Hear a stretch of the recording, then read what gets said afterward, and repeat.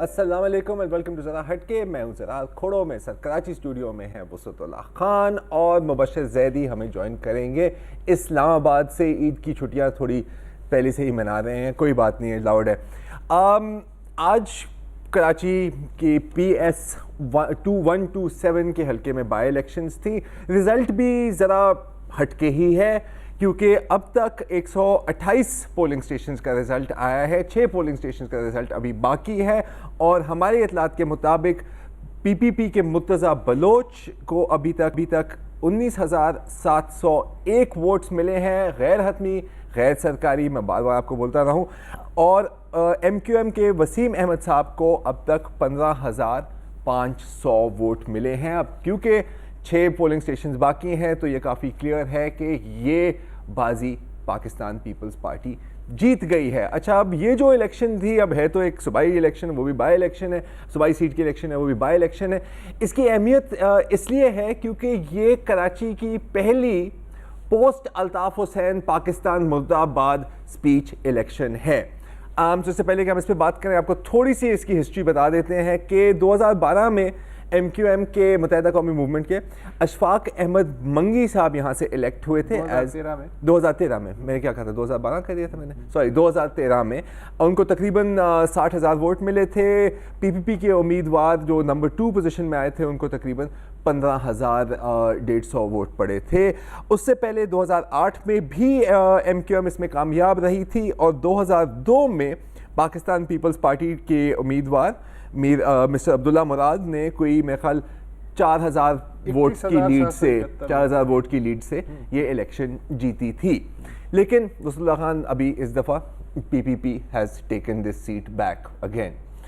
अब आपको क्या लग रहा है? आपको लग रहा है कि मुझे असल में कुछ भी इसलिए नहीं लग रहा आपको कि ये बेसिकली 1 लाख वोटों से ज़्यादा की सीट है, ठीक है। हाँ। और अगर हम टर्न आउट देखें तो दोनों कैंडिडेट्स को आज कुल मिला के अगर 6 पोलिंग स्टेशन निकाल भी दें 35,000 तो 35,000 के करीब वोट पड़े हैं। तो जबकि इसी सीट से जो उम्मीदवार हैं जीतने वालों 65,000 वोट तक ले जा चुका है। लेकिन वो आम इंतखाबात है ना, बाई इलेक्शन नहीं थे। बाई इलेक्शन में, लेकिन बाई इलेक्शन में यार इतना भी नहीं होता। बाई इलेक्शन में काफी 1 लाख से ऊपर वोट हो और 35,000 टोटल। ये कि हंगामा आराई हुई है बाकायदा।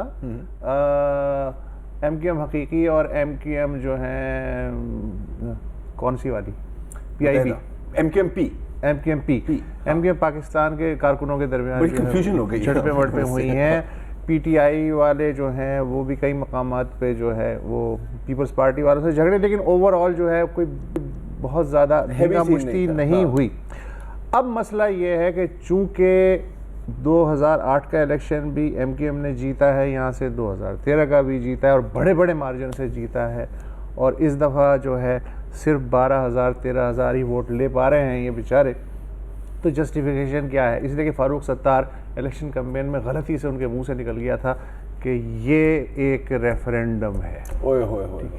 असल में इसकी वजह से बाकी एंकर्स जो है ना, हालांकि उन्हें शर्म करनी चाहिए, 12,000 वोटों पे इतना इतनी बड़ी बात नहीं चाहिए, लेकिन उन्होंने जो जस्टिफिकेशन दी है वो बड़ी मज़ेदार है। वो क्या है? वो वही जस्टिफिकेशन है जो उससे पहले MQM से हारने वाले कैंडिडेट दिया करते थे। कादमा, हाँ? मसलन ये कि पुलिस जानिबदार रही और राव अनवार का इलाका है, उसने हमें जीतने नहीं दिया, हकीकी दहशतगर्दों को खुली छूट दी गई और ब्ला ब्ला ब्ला ब्ला ब्ला। मुझे बड़ा अच्छा लगा, एक चैनल पे मैं सेनेटर जो है सईद गनी साहब, उनको मैं सुन रहा था, धीमे मिजाज के आदमी है, कहने लगे यार बात यह है कि जब 60-65 पोलिंग स्टेशनों पे पोलिंग एजेंट ना हो आपके, तो उसके बाद रोना गाना कुछ ज़्यादा अच्छा नहीं लगता। वैसे भी ये पीपल्स पार्टी की रिवायती जो है सीट रही है, उन्होंने कहा कि डिस्ट्रिक्ट काउंसिल पीपल्स पार्टी की है और अभी जो बल्दियाती इलेक्शन हुए हैं उसमें कंपैरेटिवली पीपल्स पार्टी की एज है, तो ये हाथ बदलती रहती है। अच्छा, शायद मैं भी गुजरते सुना था, शायद उन्होंने ये भी बात की थी। हाँ सॉरी मुबशर जी, फरमाइए। हाँ, मैं सिर्फ एक बात बता दूं, क्योंकि पिछले 3 इलेक्शंस में ये सीट MQM लेके गई थी, तो कहा यह जा रहा था कि उस वक्त ये जो मुर्सा बलोच के जो सपोर्टर्स हैं बेसिकली, उनकी एक बड़ी तादाद टूट कर जो है वो मुस्लिम लीग फंक्शनल में चली गई थी। अच्छा। इस वजह से पीपल्स पार्टी जो है वो कम वोट लेती रही है। लेकिन अब ये कहा गया, क्योंकि आपने देखा होगा मुस्लिम लीग फंक्शनल का काफ़ी लोग टूट कर वापस आए हैं पीपल्स पार्टी में, जो मेरी बात हुई है उनमें ये कहा जा रहा है कि that was one of the reasons. Initially ये लीड काफ़ी ज़्यादा थी, लेकिन अब 4000 के लगभग आ गई है। तो वी कांट बी सेइंग के मुत्तहिदा की जानिब से भी जो है कोई बैड परफॉर्मेंस रही है। लेकिन जाहिर सी बात है पीपल्स पार्टी के, आपको पता है यहाँ गोट भी हैं, सच्चल गोट भी है, दूसरे गोट भी हैं, तो उन्होंने रीग्रुप करके एक सीट जीती। मतलब मुझे पीपल्स पार्टी की जीत पे कोई हैरत नहीं हुई, परसेंटेज कम थी, हैरत नहीं हुई। अच्छा मुबशर, अभी यही बात हुई थी और सईद गनी को आप सुन रहे थे वो मेरे ख्याल है कि शायद उन्होंने ये भी बात की थी कि मुझसे पूछा गया था कि इल्ज़ाम लगाया गया कि ठप्पे लगाए गए हैं, तो उन्होंने शायद ये भी कहा था कि जी देखें, अब पिछले रिजल्ट का आप देखें तो एमकेएम को जितने वोट मिले थे अब इसको इतने कम मिले हैं, तो क्या पिछली दफा यार बात सुनो, अगर ठप्पे लगाए जाते थे ना तो यार फिर 19,000 क्यों 35,000 लेने चाहिए, करना था तो फिर खुला काम होता है ना। पीपल्स पार्टी को ठप्पे लगाने भी नहीं आते मुझे लगता है। वैसे आई डोंट थिंक सो। इसके अलावा जो है इस इलेक्शन में मुझे तो और कुछ नज़र नहीं आ रहा है। well, तकरीबन यही है मुबशर, आपको कुछ और नज़र आ रहा है? अच्छा एक बात आपसे पूछनी है, ये जो अभी सुबह से ही एक फिजा कायम हो गई थी कि जी हमें रोका जा रहा है और हमारे से पोलिंग जहाँ पे हमें प्रो वोट्स पड़ने हैं वहाँ पे हमें वोट डालने की इजाज़त नहीं डाली जा रही और लोग फसाद कर रहे हैं, आप कैसे देख रहे हैं इल्ज़ामात को? क्योंकि जैसे अभी वसत ने फरमाया कि यही बातें एमक्यूएम के बारे में भी की जाती थी पिछली इलेक्शंस में। बिल्कुल, देखें सिनेरियो इस वजह से चेंज था कि वर्चुअली अभी बल्दियाती हुकूमतें जो है फ़ाल नहीं हैं। शहर में जो है एमक्यूएम इस वक्त हुकूमती इत्तेहाद में भी शामिल नहीं है, तो हुकूमत पीपल्स पार्टी की है। और जब ज़िमनी इंतखाब होता है तो आपने पंजाब में भी देख लिया, जेहलुम में भी देख लिया, बिहाड़ी में भी देख लिया, हाल ही में पिछले हफ्ते देख लिया। मुकाबला तो दिल नातवा अपोजिशन बहुत करती है, लेकिन जब हुकूमत आपकी होती है ना मेरे भाई। लेकिन मुबशर यार कॉप आउट है यार, I'm sorry, ये किसी भी पार्टी पे लग सकता है ये जवाब, लेकिन एमक्यूएम पे इसलिए नहीं लग सकता कि एमक्यूएम ने बाई इलेक्शन भी हमेशा जीते हैं, तो ऐसी बात नहीं है। लेकिन मसला एग्जैक्टली नहीं, मैं उसकी वजह मैंने आपको बता दी ना सर कि इस वक्त एमक्यूएम अपोजिशन में है, ज़ेरे अताब है। 22 अगस्त की जो पाकिस्तान मुखालिफ तकरीर हुई थी उसके बाद से जाहिर है, लेकिन मुबशर पिछले 2-3 महीने में एक और मुझे याद पड़ता है बाई इलेक्शन हुआ था, वो एमक्यूएम वाले ही जीते थे, इसलिए कि उनका उम्मीदवार टूट के जो है पीएसपी में चला गया था। तो एमक्यूएम पे ये मेरा ख्याल है कि ये लागू नहीं होता कि वो अपोजिशन में हो तो अपनी पीपी की हुकूमत तो पिछले इलेक्शंस बाई इलेक्शन में भी रही है, तो वो भी ये जो अगर ये लॉजिक है साहब हैं, जी जी अशफाक मंगी साहब हैं, ये भी टूट के पीएसपी में ही गए। जी जी हाँ ठीक है। अच्छा मुझे एमक्यूएम के जवाल का उस दिन अंदाज़ा होगा जब मुसलसल जो 88 से जो सीटें निकाल रही है एमक्यूएम डिस्ट्रिक्ट सेंट्रल में, बिल्कुल साउथ में, उनमें से कोई हार गई तो उस दिन होगा कि अच्छा एक बात जो भी हमने एड्रेस नहीं की, पाकिस्तान मुर्दाबाद वाली स्पीच, इसका आपकी नज़र में कोई वोटर्स पे फर्क पड़ा है? वोटर्स में देखें अगर फर्क पड़ा होता ना तो टर्नओवर आइदर वे या इस तरफ या उस तरफ बहुत ज्यादा होना चाहिए था, कम से कम सीट तो नहीं निकाल सके ना, 50,000 प्लस होना चाहिए था टर्नओवर की मैं बात कर रहा हूँ, ठीक है। लेकिन यहाँ तो वोटर जो है वो बिल्कुल उकताया हुआ लग रहा है मुझे। तो ये हम कंक्लूजन ड्रॉ कर सकते हैं किसी टू सम एक्सटेंट कि वो वोटर निकला ही नहीं, वोटर नहीं निकला। हाँ, तो अगर वोटर नहीं निकला तो मुबशर क्या आपका ख्याल है कि कुछ हद तक ये मैं स्वीपिंग स्टेटमेंट नहीं कर रहा कि क्या एमक्यूएम के वोटर्स ने भी कहा कि यार इतनी केओस, इतनी कंफ्यूजन, इस तरह की स्पीचेस तो वोट देने निकले? हाँ, ये हो सकता है, ये मैं सवाल ये हो सकता है। मुबशर आपका क्या ख्याल है? मेरे ख्याल में जो है वोटर कॉशियस रहा, वो देख रहा था। और जाहिर है जैसे वसत साहब ने कहा सुबह तकरीबन 2-2:30 बजे एक आध बस जला दी गई, एक आध हंगामा हो गया, तो जो थोड़ा बहुत वोटर मेरे ख्याल में निकलने का भी इरादा कर रहा था, except for the die hard ones, उन्होंने कहा कि भाईजान घर में बैठ जाओ, इसका मतलब है कोई हंगामा होगा। फिर हकीकी का अपना वहाँ पर जो तरीक़ाकार है वो भी सबको पता है। तो मेरे ख्याल में जो वाज़ेह डिफरेंस सिर्फ यही था कि ज़िमनी इंतखाब था, एक 22 अगस्त के बाद से एक जो फ़ज़ा बनी हुई है उसमें वोटर कॉशियस था, हुकूमत जो है वो पीपल्स पार्टी की है, ज़िमनी इंतखाब है, ये चारों फैक्टर्स वो करके फिर भी मैं ये कहूँगा कि जैसे वसत कह रहे हैं कि 4000 वोटों का डिफरेंस कोई इतना बड़ा डिफरेंस नहीं है कि आप उसे किसी भी पार्टी के खिलाफ या हक में रेफरेंडम डिक्लेयर कर दें। तो मतलब कि ना हम इससे यही कह सकते हैं कि एमक्यूएम का डाउनवर्ड ग्राफ शुरू हो गया है, ना हम इससे कह सकते हैं कि पीपीपी का रिवाइवल शुरू हो गया है। डाउनवर्ड ग्राफ अगर देखना है तो फिर डिस्ट्रिक्ट सेंट्रल और ईस्ट और साउथ में किसी डाई हार्ड सीट पे तो इसका फैसला तो सिर्फ एग्जैक्टली वक्त ही करेगा। अभी वक्त आ गया है, एक ब्रेक ले लेते हैं जी, और ब्रेक के बाद अपनी गुफ्तगू जारी रखें।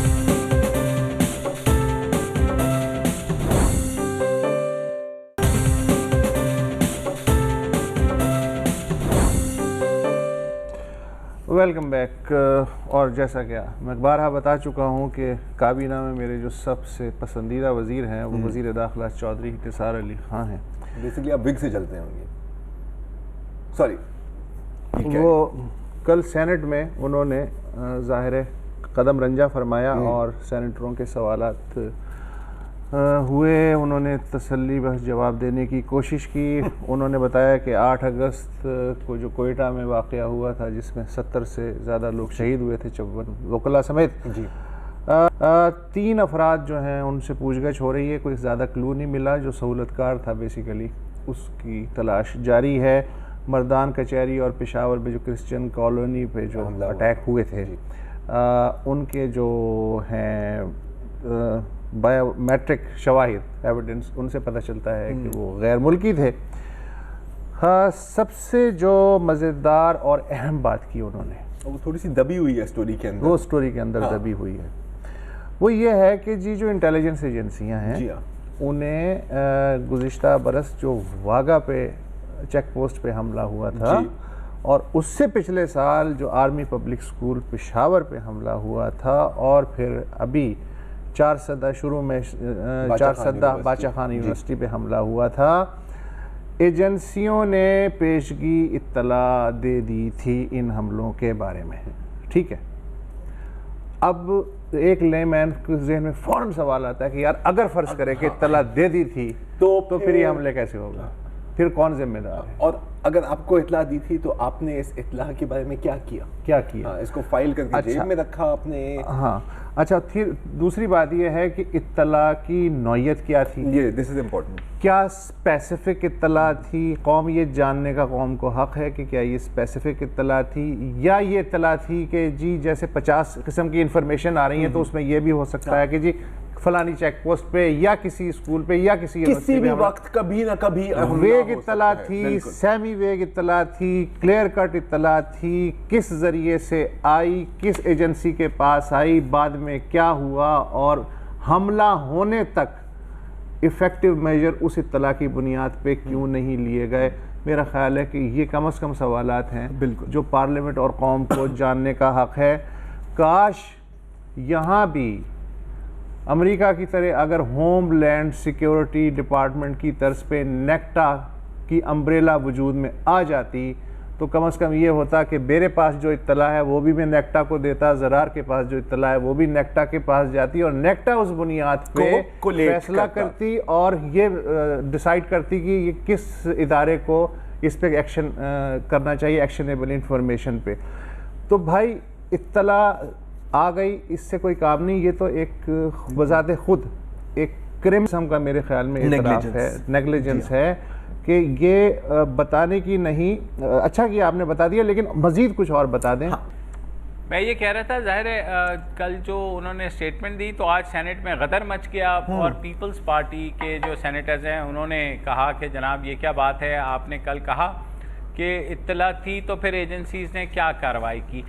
जो भी हुआ, मतलब जाहिर है ये अब अपोजिशन और गवर्नमेंट के दरमियान जो चल रहा है, लेकिन जो कंसिस्टेंट एक हम लोग भी इस बात को कहते हैं और एपीएस के जो जाहिर है शहीद होने वालों के लवाहिकीन भी कहते हैं कि भाई इंक्वायरी कर लो ताकि जिम्मेदारी पता लग जाए, ताकि ये पता लग जाए कि कहाँ खामियां थी ताकि आगे ना हो। आई अंडरस्टैंड कि वसत साहब जब चौधरी निसार ये कह रहे हैं कि एपीएस के बारे में उनको इत्तला थी तो मुझे बताइए फिर इसमें क्या स्पेसिफिकेशन चाहिए। वो तो एपीएस की बात करें ना, वो ये नहीं कह रहे कि मुझे किसी स्कूल के बारे में ना वो 4 सदा यूनिवर्सिटी के बारे में कह रहे हैं, तो he is being very specific.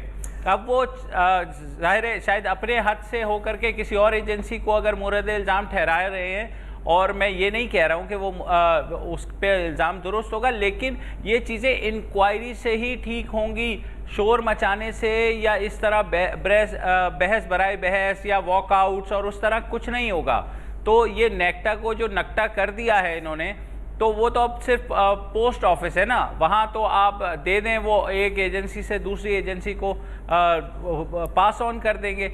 सिर्फ और सिर्फ इसका मतलब है कि इतनी बड़ी ये स्टेटमेंट है विच शोज के हमारे पास कैपेसिटी है ही नहीं, कोई सेंट्रल अम्ब्रेला नहीं हमारे है। पास इतनी बड़ी इत्तला आ जाएगी कि हमारे किसी बड़े बच्चों के स्कूल पर या कहीं हमला होने वाला है या यूनिवर्सिटी पर, हम तब भी उसको नहीं रोक सकते। इसका मतलब है या मैं तो हम थोड़ी सी को सीरियसली नहीं ले रहे। इसमें एक करेक्शन करता हूँ, कैपेसिटी है, क्योंकि अगर हम देखें कि आपने अभी बहुत अच्छे पॉइंट आउट किया है कि चौधरी निसार का जो बयान है, हम सिर्फ चौधरी निसार के बयान की बात करें, आर्मी पब्लिक स्कूल का स्पेसिफिक मेंशन किया है, बादशाह खान यूनिवर्सिटी का स्पेसिफिक मेंशन किया है, वागा का भी स्पेसिफिक मेंशन किया है कि ये इंफॉर्मेशन इंटेलिजेंस एजेंसी से आई थी। तो कैपेसिटी तो है, इस कैपेसिटी को विल के साथ मिलाकर एक्शन में ट्रांसलेट करने की लेकिन जरूरत आखिर होती ये है। तमाम इंफॉर्मेशन जो है वो किसके पास जाएंगी? आखिरी आदमी जिसे कि एक्शन लेना है उसका नहीं पता चल रहा। Where did the buck stop? Yes, सवाल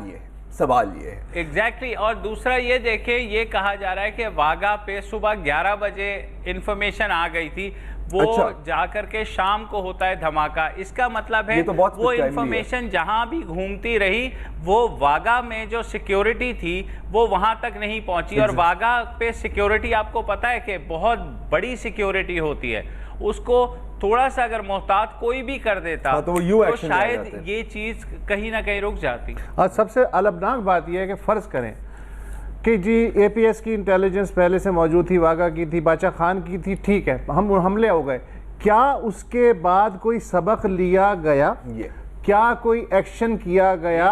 क्या कोई अम्ब्रेला इदारा बनाया गया?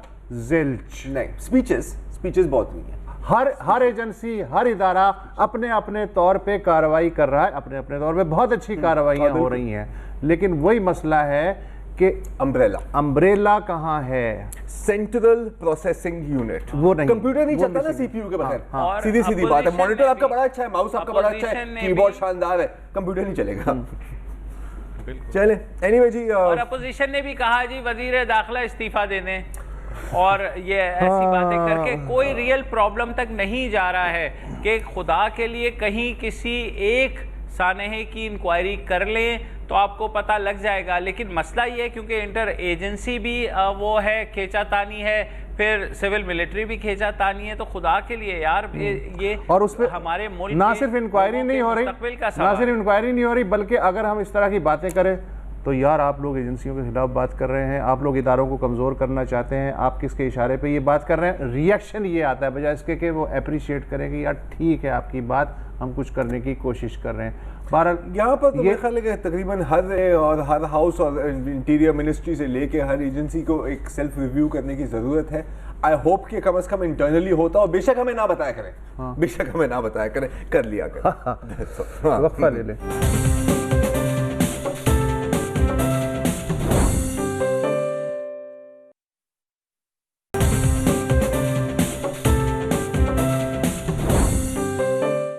आगे से एयाज सादिक को मैं स्पीकर नहीं मानता, मैं उसको अब आपसे एयाज सादिक कहूंगा। स्पीकर इम्पार्शल होता है, ये जो उसने जजमेंट दी है ये इस पे कोई इम्पार्शियलिटी नहीं है, बिल्कुल गैर जानिबदार नहीं है। जी हाँ, ये थे पाकिस्तान तहरीक इंसाफ के चेयरमैन इमरान खान, जो काफ़ी देर के बाद आज नेशनल असेंबली गए हैं और एक काफ़ी ज़ोरदार धमाकेदार स्पीच दी थी, जिसके बाद पीटीआई के मेंबर्स ने एक वॉकआउट भी स्टेज किया था। जहाँ तक इस स्पीच का सवाल है और जो बातें इमरान खान ने की हैं, मेरे मुताबिक ये 100% दुरुस्त हैं। आप समझ रहे थे कि मैं इमरान खान की तनकीद करने वाला हूँ, ऐसा नहीं है, क्योंकि जो मेरी नज़र में जो speaker national assembly Ayaz Sadiq ने जो रवैया रहा है इन रेफरेंसेस के मामले में, वो 100% जानिबदार था। It does not behold the dignity of the speaker, और डेफिनेटली इसमें इन्होंने ये दिखाया है कि स्पीकर जो होता है नेशनल असेंबली का, उसको गैर जानिबदार होना ज़रूरी होता है। अगर ना भी हो तो कम से कम उसको ये एक इम्प्रेशन तो देना होता है कि वो गैर जानिबदार है। और जो अब जाके अयाज सादिक साहब ने किया है वो इस बात का सबूत है शायद कि वो नेशनल असेंबली के स्पीकर नहीं बल्कि PMLN के स्पीकर हैं। क्योंकि ये किस तरह की बात है, आप में से कोई मुझे समझा दें कि जो रेफरेंसेस इमरान खान के खिलाफ हैं डिस्क्वालिफिकेशंस की, वो तो आपने कहा कि सर ये लें sir, these are all approved, और जो नवाज शरीफ के खिलाफ है दे आर ऑल फ्रिवलस, उनको फेंक दो इस तरह। ये क्या है?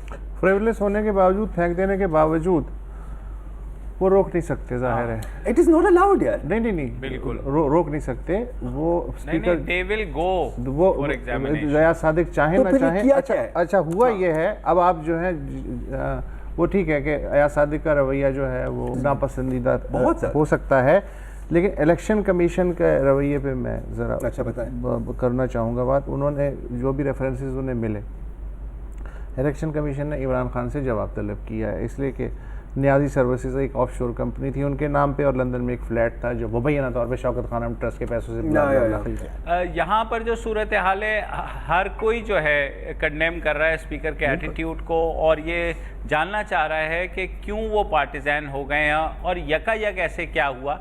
क्योंकि मुझे अब तक याद है जब वो दोबारा री इलेक्ट होकर के आए थे, उन्होंने थोड़ा बड़ापन दिखाया था और उन्होंने कहा था मैं किसी को टारगेट नहीं करूँगा, जो हो गया हो गया। इसका मतलब है उनको किसी न किसी ने प्रेशराइज किया है कि ये जो रेफरेंसेस आएंगे, आप रेफरेंसेस के ऊपर ज़ाहिर है पहले ही गन डाल दें, इससे पहले कि वो आगे जाएंगे तो कुछ चीज़ शुरू हो। तो मेरे ख्याल में वो स्पीकर से वो वाले स्पीकर बन गए हैं जिनसे किसी और की चले आवाज़ उन्होंने मुबशिर मैं एक और सवाल आपसे मुबशिर करना चाहता हूँ कि ठीक है उन्होंने गन डाल दिया, लेकिन उस गन का कोई फायदा इसलिए नहीं होगा कि वो तो ऑटोमेटिकली इलेक्शन कमीशन के पास चले जाएंगे। लेकिन इलेक्शन कमीशन जो खुद है उसके रवैये पे आप क्या कहेंगे? अगर ये तौहीन अदालत के और कानूनी पेचीदगियों के जुमरे में नहीं आता तो जवाब दीजिएगा, वरना चुप हो जाइएगा कि इमरान खान को तो जवाब तलबी के लिए तलब कर लिया गया है और नवाज शरीफ साहब को उन्होंने मजीद 3 हफ्ते दे दिए हैं। जी सर, मेरे ख्याल में ना हर कोई अपना गुस्सा भी निकाल रहा है। पहले भी इलेक्शन कमीशन में जाहिर है बहुत से जो है धांधली के केसेस सुने गए और क्योंकि फेवरेबल नहीं आया तो जाहिर है इमरान खान की जानिब से लास्ट स्पीच में भी डायरेक्ट इलेक्शन कमीशन नैब के ख़िलाफ़ आवाज़ उठाई गई और उन्होंने उनको क्रिटिसाइज़ किया कि जनाब आपको on the face of it चीज़ें नज़र आ रही हैं और आप नहीं उठा रहे हैं।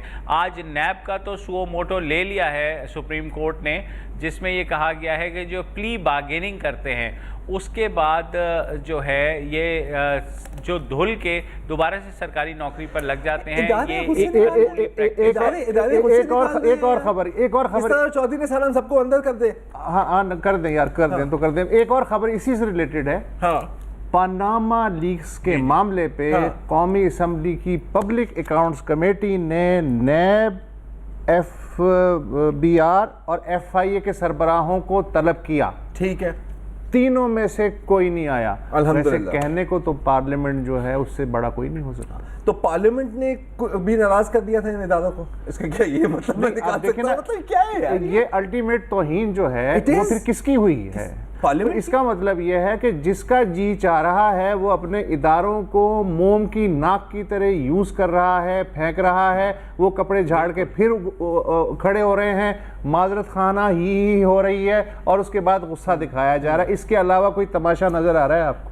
ये मुझे एक और तमाशा ये नजर आ रहा है। और इलेक्शन कमीशन और इलेक्शन कमीशन वो साहब जो कि जिससे सब एक्सपेक्ट करते हैं कि आप कम से कम उस बराबरी का सबूत देंगे। आप ना लेने में हैं ना देने में हैं, यानी ना आप अपोजिशन के साथ हैं ना आप हुकूमत के साथ हैं, आप तो मेरिट पे फैसला करेंगे। ये इतनी छोटी सी बात थी कि आपके पास दोनों के खिलाफ रेफरेंसेस आए थे और सिर्फ सर नोटिस इशू करना होता है। ये एक कस्टमरी कार्रवाई है, ये कोई ऐसा नोटिस नहीं है जो जाकर के इनके घरों पे चस्पा हो। अच्छा साहब, एक और सिनेरियो में देता हूँ, एक और सिनेरियो में देता हूँ। मेरे पास भी एक सिनेरियो आप पहले अपना है, वो ये है कि पीपल्स पार्टी का वजीर खजाना अगर बजट में 212 अरब रुपए के इखराजात की शुमारियाती गलती कर देता तो आज मुल्क में क्या होता। सर वो सब उस पर भी मैं अभी आता हूँ, ये छोड़ दें।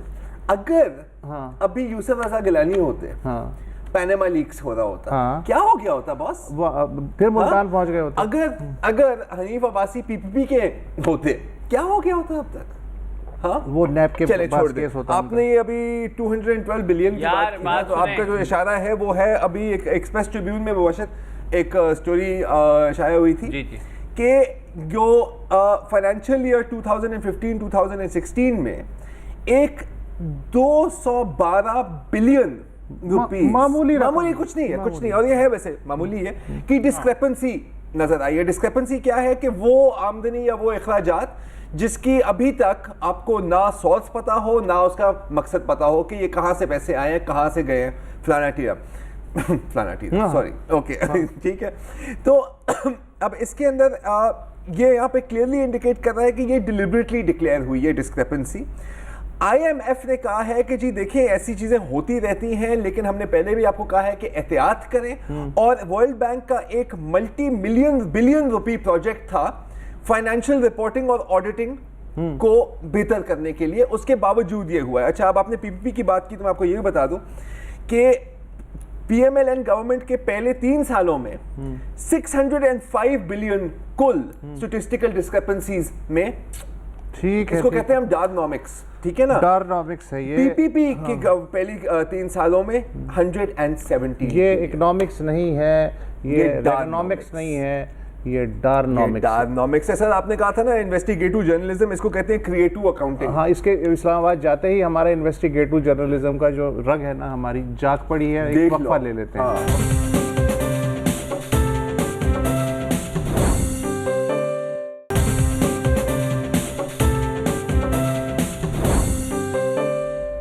Welcome back. और क्योंकि हमने पूरे शो में सियासत ही खेली है, तो अब बस बंद कर देते हैं सियासत को और कुछ आर्ट और कल्चर पे बात करते हैं। अब अच्छा, आर्ट की बात की तो एक बहुत मशहूर आर्टिस्ट है, आपने ज़रूर नाम सुना होगा, वैन गो।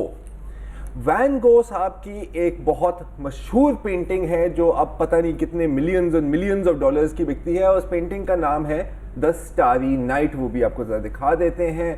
शायद आपको लगे कि ये किसी बच्चे की पेंटिंग है, लेकिन नहीं, this is actually Van Gogh and it is a very beautiful painting, अगर इसको आप थोड़ा डिटेल में जाएं। अच्छा, अब बहुत लोगों ने वैन गो के स्टाइल को कॉपी करने की भी कोशिश की है, लेकिन वो एक बड़ी कन्वेंशनल स्टाइल में कि ब्रश लिया और कैनवस के ऊपर पेंट किया। लेकिन आपने कभी देखा है कि कोई पानी के ऊपर पेंट कर रहा है? मैं ये नहीं कह रहा कि वाटर कलर्स यूज कर रहा है, लेकिन बाकायदा पानी के ऊपर मतलब पेंट पानी को कैनवस बना के। पानी को कैनवस बना के आपने कभी देखा है? नहीं, आपने देखा है? मुबशर, आपने देखा है? जल्दी जवाब दो यार, टाइम नहीं है। नहीं भाईजान। हाँ, फोन नीचे आप रख दो दिखा अपना, दें खुदा यार के लिए भाई। यार, तुम फ्रेम में आ रहे हो। अच्छा चलें, आपको दिखा देते यार हैं तुमने और फिर उसके वीडियो बाद से यार। इसकी आगे की भी चीज दिखाते हैं। प्ले।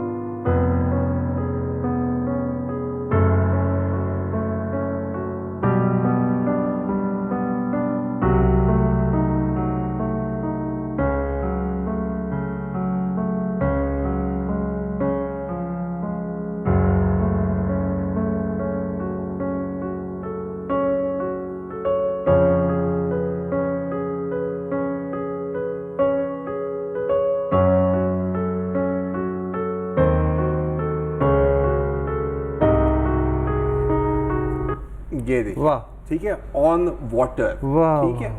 अब जाहिर है ओरिजिनल वर्क नहीं है, तो एक आर्टिस्ट को भी एक सलाम करना होगा। और अफसोस की बात यह है कि अगर आप कैनवस पे पेंट करेंगे तो वो तो चले एक परमानेंट चीज़ होगी, पानी पे चीज़ परमानेंट नहीं हो सकती। ज़्यादा से ज़्यादा इसकी तस्वीर खींच सकते हैं, और एक घंटों का काम है, हम इसको मिनट्स में स्पीड अप करके दिखाया है। अब आप देखें कि एक दफ़ा ये पिक्चर कंप्लीट हो गई है तो उसके साथ क्या किया गया है, देखिए।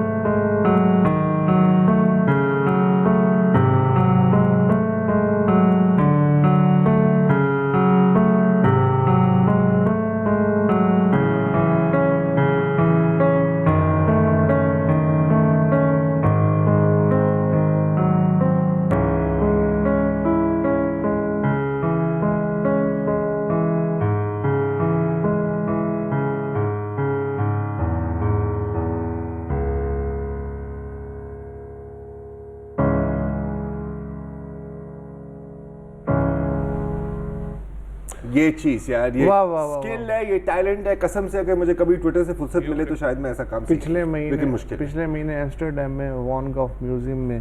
अरे यार, तो चले इसके बाद तस्वीरें दिखाना मुझे। अच्छा जी, इसके साथ ही हमारा शो ख़त्म हुआ। अब आपको मिलेंगे कल हमारा कॉल इन डे है, प्लीज़ ज़रूर कॉल कीजिए। अंटिल देन, खुदा हाफिज़।